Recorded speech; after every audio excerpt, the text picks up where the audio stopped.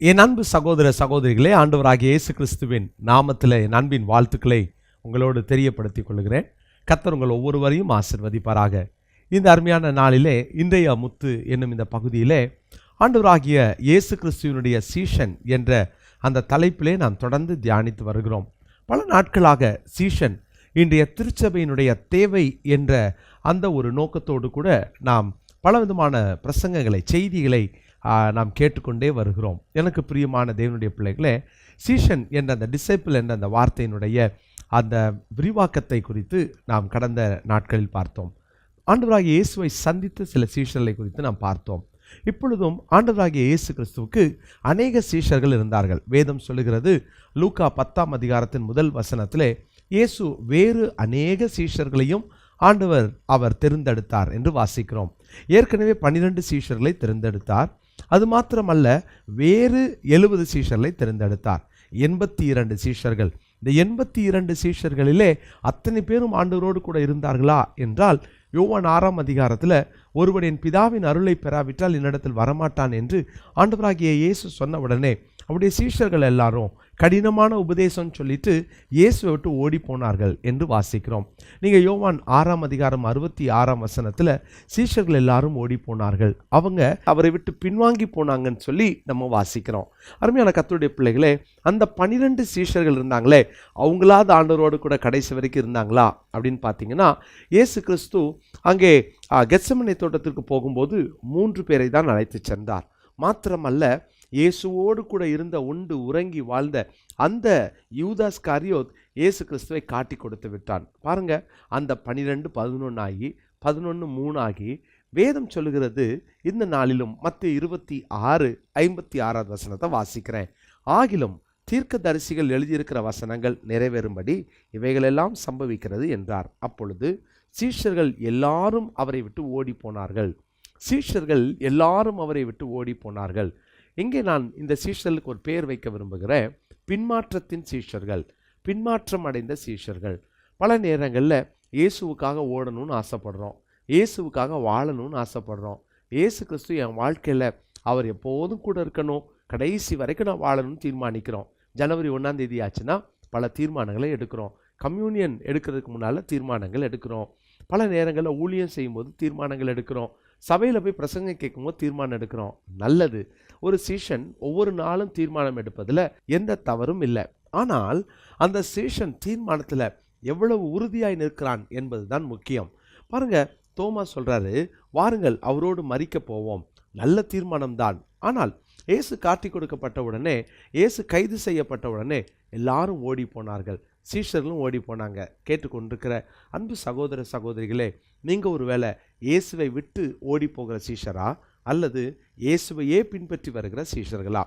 ஏன் இயேசுவை விட்டு ஓடி போனாங்க?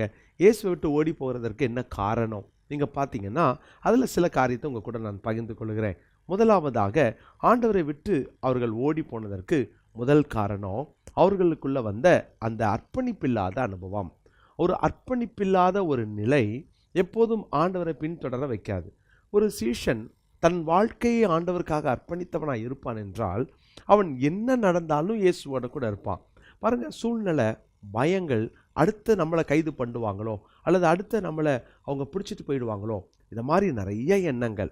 ஒரு சீஷனையும் உலகத்தில் ஒரு ரசிகனையும் வேறு பிரிக்கிறது உண்மையாகவே அர்ப்பணிப்பு மாத்திரம்தான்.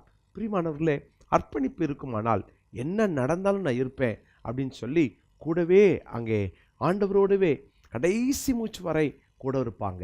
இன்றைக்கி நம்ம எத்தனை நேரம் ஆண்டவரை விட்டு பின்வாங்குறோம் இல்லையா?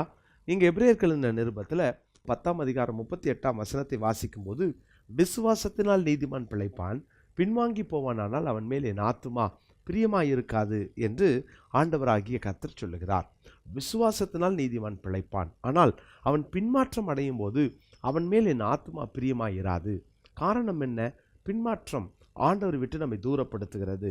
பிரியமானவர்களே, பின்மாற்றத்திற்கான முதல் காரணத்தை சொல்கிறேன், அர்ப்பணிப்பு இல்லாமை. நீங்கள் வாசித்து பாருங்களேன், லோத்தும் ஆபிரகாமும் அவங்க 2 பேருமே ஒன்றா தான் நடந்து போகிறாங்க. ஆனால் ஆபிரகாம் மந்தை மேய்ப்பருக்கும் லோத்தின் மந்தை மேய்ப்பருக்கும் அங்கே பிரச்சனை வந்தபோது 2 பேரும் ஒருவரை விட்டு பிரிந்து போனாங்க. பாருங்க, ஆபிரகாம் லோத்து தன்னை விட்டு போன உடனே தேவனை நோக்கி பார்த்தான். ஆபிரகாம் தன் கண்களை ஏறெடுத்து கர்த்தரை பார்க்கிறான். ஆனால் லோத்து கர்த்தரை பார்க்கல. என்ன பண்ணான் பார்த்தீங்கன்னா, அந்த லோத்து செழிப்பான சோதோமை பார்க்கிறான். அன்பு சகோதர சகோதரிகளே, உங்கள் கண்கள் ஒருவேளை செழிப்பை பார்த்து நீங்கள் ஏமாந்து போய் கொண்டிருக்கிறீங்களோ, எனக்கு இது கிடைச்சா போதும், அது வந்தால் போதும், ஏதோ உலகத்துக்காகவே வாழ்ந்து வாழ்ந்து வாழ்ந்து பிரியமானவர்களே, ஆண்டவரை பின்பற்றுவதை ஒருவேளை நீங்கள் இழந்திருக்கலாம் அல்லது நீங்கள் விட்டிருக்கலாம். இன்றைக்கி ஆண்டவர்கிட்ட மறுபடியும் ஒரு தீர்மானம் எடுத்து உங்கள் அர்ப்பணிப்பை சரிப்படுத்திக்கிறீங்களா? இன்றைக்கி சொல்லுங்கள், ஆண்டவரை அர்ப்பணிப்பை விட்டு ஒரு நாளும் பின்வாங்கக்கூடாது. உண்மை பின்பற்றுவேன்னு சொல்லிட்டேன்னா சாகிற வரைக்கும் உண்மை பின்பற்றுவேன். இந்த நாளிலே அர்ப்பணிப்புள்ள சீஷனாய் ஆண்டவருக்கு நம்மளை அர்ப்பணிக்கலாமா?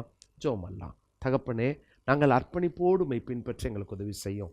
எங்கள் வாழ்க்கையில் நாங்கள் நிறைய நேரம் அர்ப்பணிக்காமல் அல்லது அர்ப்பணிப்பில் தவறி அர்ப்பணித்தோம் என்ற எண்ணம் இருக்கிறது. ஆனால் நாங்கள் எங்கள் சூழ்நிலைக்கு ஏற்றாற் போல் நாங்கள் வாழ முயற்சி பண்ணி விடுகிறோம். எங்களை மன்னிச்சிருங்க ஆண்டவரே.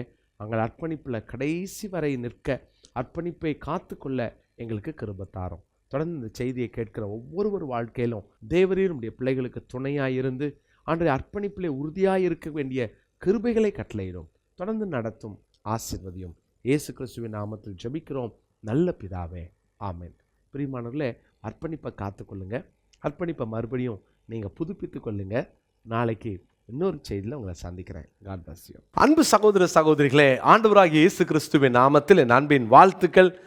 விக்டோரியஸ் மினிஸ்ட்ரிஸ் பைபிள் இன்ஸ்டியூட் மூலமாக 9வது அணி, இந்த 9th பேட்ச் பிடிஹெச்சுக்கான இந்த வகுப்பை துவங்கவிருக்கிறோம். இது 3 ஆண்டுகள் இரவு செவ்வாய் மற்றும் புதன்கிழமைகளிலே இரவு 7:30 மணிக்கு துவங்கி 8:45 மணி வரை நடைபெறும். இது ஜூம் மூலமாய் நடைபெறுகிற வகுப்புகள். ஸோ இதை பார்க்குறவங்க இதை மற்றவர்களுக்கு நீங்கள் அனுப்பி வைங்க.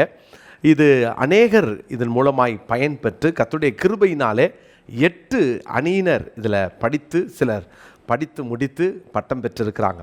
இன்னொரு நல்ல செய்தியை சொல்லுகிறேன். இதோடு கூட எம்டி வகுப்புகளையும் நாங்கள் துவங்கவிருக்கிறோம். எனவே நீங்கள் இதில் கலந்து கொள்ளலாம். பிடிஹெச் 3 வருடங்கள் முடித்தவர்கள்.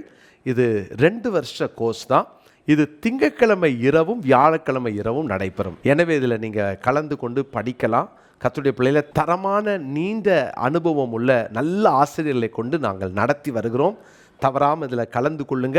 உடனடியாக கீழே காண்கிற அந்த ஃபோன் நம்பர் மூலமாக நீங்கள் தொடர்பு கொண்டு நீங்கள் இதனுடைய அட்மினோட நீங்கள் பேசி மற்ற காரியங்களை நீங்கள் தெரிந்து கொள்ளலாம்.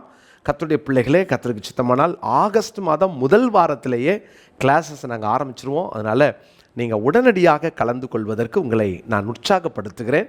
நிச்சயமாக இந்த வகுப்புகள் உங்களுக்கு பிரயோஜனமாய், கண் திறப்பாய், உங்கள் வாழ்க்கையை மாற்றக்கூடியதாய், கர்த்தருக்காய் நீங்கள் எழுந்து எரிந்து பிரகாசிப்பதற்கு பிரயோஜனமாய் இந்த வகுப்புகள் இருக்கும். மாற்றமே இல்லை. உடனே கலந்து கொள்ளுங்கள். கர்த்தர் உங்களை ஆசீர்வதிப்பார்.